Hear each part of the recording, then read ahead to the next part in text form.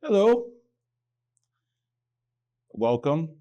I am really honored to be here in Korea today to give you guys a TED Talk about why Pure. So my name is Yi Shuen.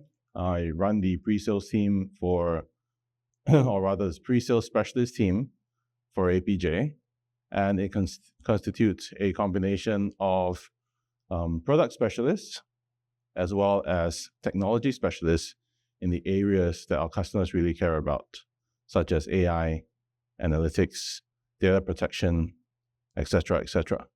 So today, I've been asked to talk to you guys a bit about Pure, a bit about the market trends that we see in front of us, and hopefully, I'll be able to expand a bit of your horizons after listening to me today. So I think a bit more detail about me you can find on the slide if you're interested. But I've been at Pure for 7 years, and I'm as excited now, 7 years later, as I was when I first started. I've gone through multiple different roles. I've seen many aspects of Pure, and I'm still amazed by what we've been able to do for our customers, and more importantly, for the storage industry as a whole. All right, so a bit about our vision. Really, our vision is to store, manage, and protect the world's data. And the key here is on the data itself, not necessarily on the storage, but our focus is on helping you better manage and protect your data. And our mission is to deliver simple, agile, sustainable products and services which get better with age without disruption. And the key here is really getting better with age without disruption, because we still have products out there that have been in the market or been out in the field actually for the last 10 years, which we've upgraded consistently without any disruption whatsoever, letting you focus on your business initiatives and products. But with that said, right, I think what we're here today is really to talk about market trends, right, and what we're seeing out there and how it relates to you. So I'm going to be talking about today AI, sustainability, cloud, cyber resiliency, and just a little bit about quantum computing, because it does relate to cyber resiliency. And while that may be further away, it's something that I think you should start to think about and look at right now. All right, so this is a somewhat busy slide, but if you look at the left, right, what we're seeing is clearly a slowdown in the growth of cloud, right? There's been a recalibration of cloud across the market, and we're done with the 50%, 100% years of growth, and it's starting to slow down to about 12 to 20, 25%. And as you can see on the slide below that on the left side, right, Azure seems to be taking market share away from AWS, right? GCP has more or less been stable, perhaps with a bit less on Azure, but in general, right, it's become more of clouds taking share from each other than the rapid, aggressive growth that we've seen over time, and we believe that this will continue to persist. On the right, there's a rush towards AI, clearly. I think that's a topic that nobody in technology isn't aware of or doesn't talk about today. But I think let's get real, right? AI started as business intelligence, then became analytics, and then streaming analytics, and then finally it changed to AI, because that's something that I think the industry understood, or it was cool and interesting, and obviously ChatGPT played a big role in it. But don't get me wrong. My view is that we are early. This will be at least a 15-year journey, and we're just only starting. I don't know who the winner will be in 10 years' time, right? But I do believe that there will be a small subset of companies that will dominate the market, and these companies may not even exist today. So that's why I say we're still at the infancy of a long AI journey, but don't get me wrong, it is real. All right, so since I've talked about AI, let me jump into this a bit, and then after that, I'll go back to cloud, because those are two topics that I think are near and dear to myself, and perhaps near and dear to you as well, right? So again, right, some of a busy slide, but clearly NVIDIA is dominating the industry right now, by providing hardware and to a certain extent software that our customers are using, right, to build the AI initiatives. And now on the right side, right, what you see is where the spending is. But I think what's clear to everyone is that there's massive growth in expenditure on AI, right? It was 22 billion in 2022 and 420 billion in 2027, or at least that's what we're predicting. That's huge, right? And as I said, this is just the beginning of the journey. And, we're investing in many different things, right? But fundamentally, most of it is still narrow AI as opposed to, generic AI, where AIs can basically do everything and adapt accordingly. So far, it's still very focused, very narrow. ChatGPT is still, right, a text engine where you type in a question, it comes back with text, or in the newer version, it comes back with an image that you've asked it to create for you. Just a bit of trivia for you, right? If you look at the bottom left of this slide, you will find that the human brain, from a software or rather hardware perspective, can do about 100 teraflops per second, right? This is just a metric that we use to talk about hardware capability. And if you look at the advanced GPUs today, right, those are between 60 and 70 teraflops. So in a way, hardware is getting close to what the human brain can deliver. Now, obviously, we're not going to be replaced anytime soon because the software is actually where it's key. But give it a few years, I think the hardware capabilities will exceed what the human brain can do. And then it's just a question of whether the software can keep up and ultimately give us, true generic AI. Okay, so perhaps some predictions from me, right, on what we can expect to see in the short term, which is about 5 years, right, or less, medium term, and long term, right? And long term, I classify that as 10 years or more. It could be 10 years, it could be 50 years in the future. But I think it's kind of interesting to try and map out what we see. And perhaps in 10 years, you might come back to me and ask me, hey, were you right or wrong? And we'll find out. But I think short term, right, what I'm most excited about is not necessarily autonomous vehicles, which is something that all of us are hoping for to a certain extent, but really is on what it means for diagnostics and drug discovery, how it will ultimately help human beings live longer, more fulfilling lives. And I truly believe that, at least in the short term, we're starting to see AI benefit us from a diagnostic capability, helping to identify diseases, right? Especially from CT scans and the like, as well as discovery of new drugs that will help us live longer, meaningful lives. And then obviously, we're starting to see smart and virtual assistants as well as chatbots and customer service, right? But for me, most interesting is diagnostics and drug discovery. In the medium term, right? I think this one is still up in the air, right? But I think most exciting for me is really about fraud detection and risk assessment to help us really have the tools to identify and protect ourselves, right? Automation and robots in manufacturing, I think we're starting to get there, and it may happen in the short term rather than medium term, but I think let's wait and see. But what's really exciting for me, actually, what's going to happen in the long term, right? For me, the long term is when it starts getting really interesting. Number one, right, I believe that AI general intelligence is going to happen, but maybe not in 10 years, maybe not in 20 years, maybe 50 years. It's hard to tell, right? But I will state my claim, and I think it will happen, right? It's not one of those things that are impossible. And then at that time, you start to see AI come up with their own scientific discoveries that are not based off what some human being had done, and even create art. So there's so much ahead of us. But again, we're just at the start of the journey. All right. Now, with that said, AI consumes a lot of power, right? A single ChatGPT query consumes 15 times the power of a Google search. And that's the average figure. Think about that, right? Your normal Google search which you might do 10 times a day, right, consumes 1/15 the power of a ChatGPT search, which you might do 20 times a day. So that's a lot of power. And in many parts of the world, we're starting to see a stop to new data centers getting built, and to a point where you're not able to buy additional power because too much of it is getting consumed.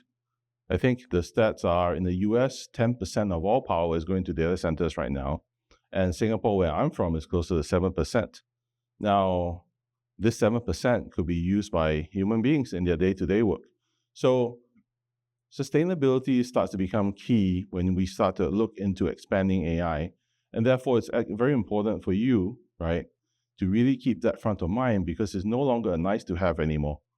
It's a trade-off, right? If you want to have more AI capabilities, you're going to have to, the power needs to come from somewhere. And sustainability is key to ensuring that you have the ability to deliver AI. All right, and Pure is actually very good at sustainability, right?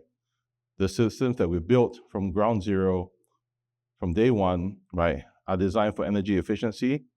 They're designed to last a long time, right? As I said, there are systems out there that have been in the field for 10 years. We've constantly upgraded them non-disruptively, so you don't have to throw stuff away. And, we're easy to operate. So you don't have massive number of people that could otherwise be working on AI or other technology initiatives that you spend on managing storage. Now, facts speak louder than words. If you look at our capacity efficiency trend, right, which is, the amount of capacity we've been able to fit into a small unit, right, since we started in 2012 until 2022, in 10 years, we've improved by 220%. And today, right, it's over 440%, or 440 times of the capacity that we've delivered in 2022. Now, why is this important, right? It's important because the more capacity you can deliver using the same amount of power, the less overall power that you use, and the more power you can divert to your AI initiatives.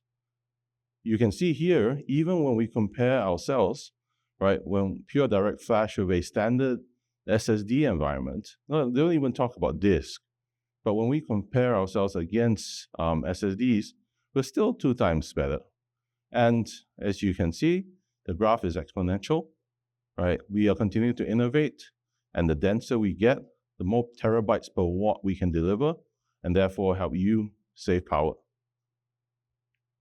We just released a 75 terabyte drive a couple of months ago. It's starting to roll out in all our products, right? That's interesting, but we expect to see 150 end of this year, and then double that, and then double that again, right? Dramatically reducing your terabyte per watt, right? So consume less power, store more data, use that to power your AI. All right, so as I said, I was going to talk a bit about AI first, then I talked a bit about sustainability because it was related to AI. And let's talk about cloud. So cloud is an interesting one where, most people go into cloud, they see the benefits of the cloud. And I've been observing the cloud for the last few years. And if you look at usage of cloud, right, it's definitely gone up, as I said, right? But we're not at the 50%, 100% growth days anymore. And the question is why, right? And something for you to think about. So the trend here is that I think you need the cloud at the beginning, right? And this is a report actually by Andreessen Horowitz. So this is a well-known VC, and perhaps it helps explain some of the trends that I described. But the reason why, right, I think cloud has slowed down is because if you look at the chart, the amount that's spent on cloud is actually less than spent on-prem, right? And as of 2019, where it was roughly even, right, in 2020, it exceeded and has grown further since, right? It's expensive and it's growing faster and faster. And that's one of the reasons why I think the growth has slowed down, because customers have started to realize that it's expensive, right? Now, it's very clear that at the beginning, when you first launch something new, or when you're starting a company, it makes a lot of sense to go into cloud. But as the company goes bigger, right, the pressure it puts on the margins, right, can start to outweigh the benefits, right? And this is from the same article where you saw the previous chart from. And really, right, if you want to be controversial, what you're saying here is that, or rather what we're saying here is that you're crazy if you don't start in the cloud because it makes sense, but you're crazy if you stay on it. Now, obviously, this is controversial, and there will be situations where it makes sense to stay on the cloud, right?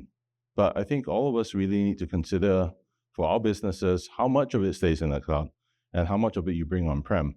The new stuff, definitely put it on cloud, test it out, right? Let it ramp. But for long-term, does it really need to stay in the cloud, or should it stay on-prem? For our customers, we have a solution, right?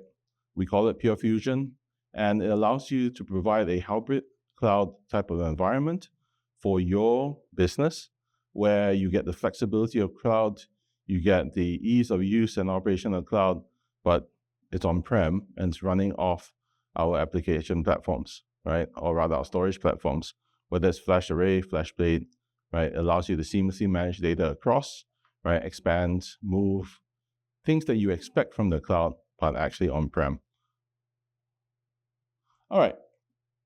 Now, no talk about trends can happen without talking about cybersecurity, or in this case, cyber resiliency, because I see cybersecurity as more of knowing when and how to protect yourself, because you should assume that you will be attacked, right? You should assume that something will happen. Now, how many layers do you have, right, to protect yourself, and how do you recover from it, right? So cyber resiliency is top of mind for everyone right now. How resilient are we to cyber attacks, right? Do we go down? Are we able to keep going, right? How long do we get impacted for? And as we continue to get connected online, the risks continue to increase. We need to protect ourselves. Now, IDC survey shows that 90% of organizations acknowledge being attacked by malware, which is fine, right? We all expect it. The problem is 87% were attacked successfully. That's not great stats, right? 3% of companies were able to protect themselves, and the other 87% were not, not quite clear the math, but really not great stats, right? And again, right, another scary one. 1/3 of organizations have suffered an attack that block access to data or systems within the past 12 months. So I think all of us are aware of the importance of cybersecurity, but it's often good to have stats that reinforce that. But I also want to emphasize a key thing, right? Getting attacked is one of those things that you can try your best to protect yourself from, but if you do get attacked, right, you need to assume that you do. Then the key is being able to recover quickly with no downtime. And that can be a problem, right? So recently, an example is Maersk Sky Shipping that has a massive cyber event. And even though the organization had saved backups, it took them 30 days to recover. 30 days. Imagine the impact to your business of not being able to recover in 30 days, right? And it's one of those things that you really have to keep at the back of your head, right? We all think we have our backups. We all think we can recover, but how much time have you actually tested to see? So I encourage all of you to think about that and run some tests. All right, so let's talk about trends.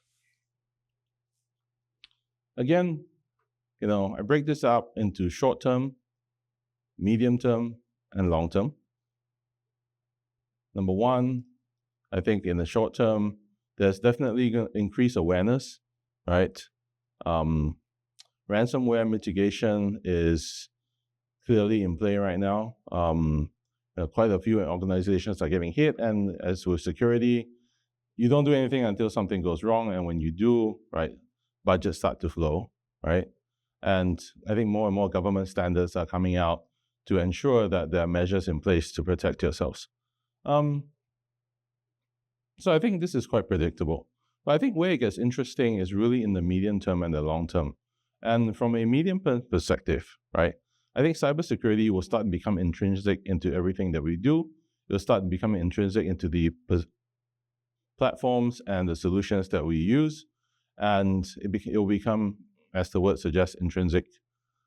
I also think that we're going to go to analog for secure collaboration, right? That, in a way, is a step backwards, but the reality is that analog is hard to hack, right? And we'll actually start to see a resurgence of analog, right, for really key things where security is of critical importance. And long term, right, that's, again, where it starts to get really interesting. And my prediction there is that quantum safe and cryptography will come into being, right?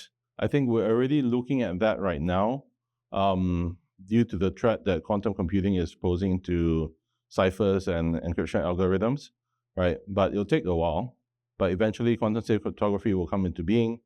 Our identity from a digital standpoint will evolve. And ultimately, and very critically, we need to have resilient smart cities. Because right now, right, as our infrastructure gets connected online, whether that's your water, your electrical systems, your sewage, right, it does mean that these things can get hacked. And that has a real impact on us, right? If any of these things get attacked and the power goes down, we stop getting water. So cities will get smarter, but very importantly, cities will get resilient.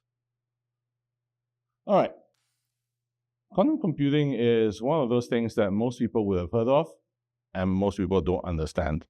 I don't claim to be an expert either, right? And personally, I thought quantum computing would be something way in the future that I wouldn't have to focus on right now. But the thing for me, or the thing that changed my mind, is the fact that we're now talking about post-quantum cryptography, right? So you may or may not know, but the US National Institute of Standards and Technology, NIST, is standardizing post-quantum cryptography because they expect quantum computing to actually take off, and the ciphers and the encryption standards, for example, AES 256 that protected us for many years, will be broken in minutes instead of years, right, because of quantum computing. So if a US agency is taking steps now on quantum computing, it's more real than you think. And I encourage all of you to start thinking about it or looking at it. It may not be immediately relevant to your business, but it is real and it is coming. All right, so a couple of thoughts on this one.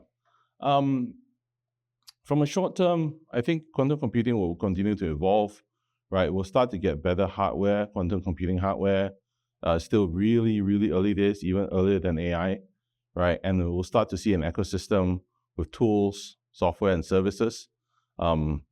So generally early days, right? Except for maybe the state-sponsored organizations that have more budgets and capabilities to play with, right? Medium term, it starts to get interesting. Again, I'm a huge fan of what technology can help from a health perspective, right? I expect quantum computing will help us be more successful in drug discovery.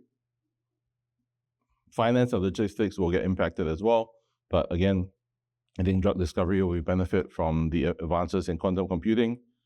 We'll start to see public cloud quantum computing resources, right? Spreading the capabilities to all of us, right? They want to leverage computing in our businesses and maybe even a quantum internet. Long term, right? I think it's going to be at least 10 years, if not more than that, before quantum computing really becomes mainstream. So that's my line in the sand. I don't think quantum computing will become mainstream in less than 10 years. But we'll see, right? It's hard to predict what will happen by that time. But from what I've read or from what I've seen so far, right, we might get quantum computing on a chip, right? And we might get a replacement for GPS. So when I first heard about that, it was interesting because it's like, what does quantum computing have to do with GPS? But with quantum computing, you can actually, track yourself, right, or track where you are based on a known starting point. So it's quite amazing the benefits that quantum computing can derive. But as I said, early days, and I think this quantum computing segment is just something for you to think about, right, and something for you to read up on and learn, as it is a trend, and specifically as it relates to encryption algorithms, is something that we need to start looking at right now, or at least have a plan in place. Okay, so I've talked a bit about some of the trends that we anticipate in the market in the next 5, 10, and 10 plus years, right? I thought I'd spend a bit of time explaining, why Pure, right, for AI in particular, and, perhaps a bit of a case study, right? So I think a lot of people don't realize, but we actually have many use cases and customers who are leveraging us for AI. And I'll start from the left, right? So MacArthur Labs is using us to accelerate model training and inferencing, right? They're getting 300 times better results with us, and that's a huge win for them, right? Options IT, I believe, right, cuts their job run times by 54%, which is great, but most importantly, it frees up the analyst time, right, by up to 50%, allowing them to focusing on what they're good at. And then MediaZen, right, is using AI services to meet custom and future demands. And for that, they needed a strong storage component for AI. And then finally, with Chongbuk Technopark, which is a Korean company, right, or Korean organization, right, they were able to maximize their usage of GPUs, which I'm sure all of you know right now are really expensive and hard to get. So you want to maximize the usage of your GPUs and not letting it sit idle. And they were able to increase their GPU utilization by 2.5x from 30% to 80%, right? Massive. But even more massive is Meta, right? Meta has hundreds of petabytes of data that they're using Pure Storage for, right? In their research supercluster, which you guys may or may not have heard about, but it's a public reference.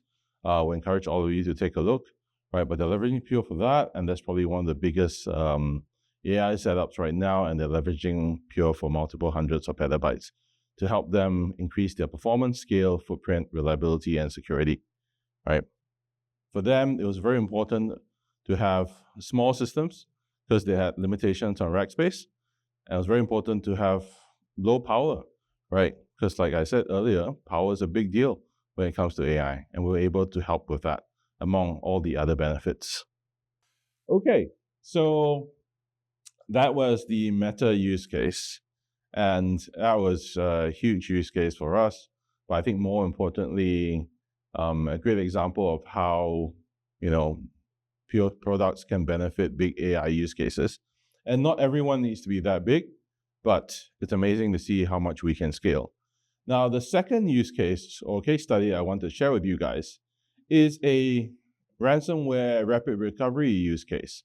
As I said earlier on, right, security is one of those things where you have to have a full set of protection. It is not something that you can hope that will never happen to you. You need to have the plans in place to anticipate and react if something goes wrong. Especially, you don't want to be the customer like the one I mentioned earlier, where it takes 30 days to recover. The business impact is huge. So in this case, right, in the case of Afni, right, together with a data protection partner of ours, right, we're able to reduce their restore times from 3 weeks to 3 days, right? They were able to do that not just for one server, right? Because 3 days for one server actually is quite a lot. But really, they can now execute a complete restore of over 500 servers in a few hours. And that is a huge example of exceeding expectations, because leadership wanted to do them in 3 days, right? We're able to help them get it in 3 hours, which is a big difference. Now, hopefully that use case was beneficial to you guys, right?